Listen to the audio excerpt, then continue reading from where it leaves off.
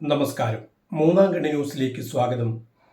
പള്ളഞ്ചി പാലത്തിൽ ഒഴുക്കിൽപ്പെട്ട അമ്പലത്തറ സ്വദേശികളായ 2 യുവാക്കളെ രക്ഷിക്കുകയും രക്ഷാപ്രവർത്തനത്തിന് നേതൃത്വം നൽകുകയും ചെയ്ത പള്ളഞ്ചിയിലെ ഒരു പറ്റം ചെറുപ്പക്കാരെ ദേലമ്പാടി ഗ്രാമപഞ്ചായത്ത് ആദരിച്ചു. കഴിഞ്ഞ ദിവസം വൈകുന്നേരം നടന്ന പരിപാടിയിൽ കാരടുക്ക ബ്ലോക്ക് പഞ്ചായത്ത് പ്രസിഡന്റ് സിജു മാത്യു ഉപഹാരം നൽകി.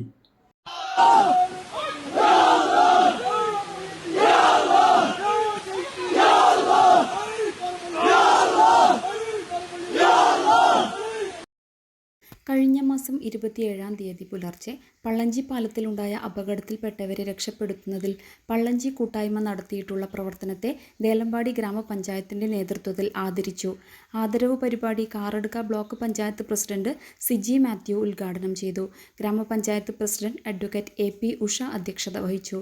ക്ഷേമകാര്യ standing committee chairman A Surendran, ഗ്രാമപഞ്ചായത്ത് അംഗങ്ങളായ ഗോപാലകൃഷ്ണൻ, മുഹമ്മദ് ഇക്ബാൽ, ദാമോദരൻ, ആസൂത്രണ സമിതി ഉപാധ്യക്ഷൻ A ചന്ദ്രശേഖരൻ, മുൻ Karadka block panchayat vice president CK Kumaran, മുൻ പഞ്ചായത്ത് അംഗം T മൊയ്തു എന്നിവർ സംസാരിച്ചു.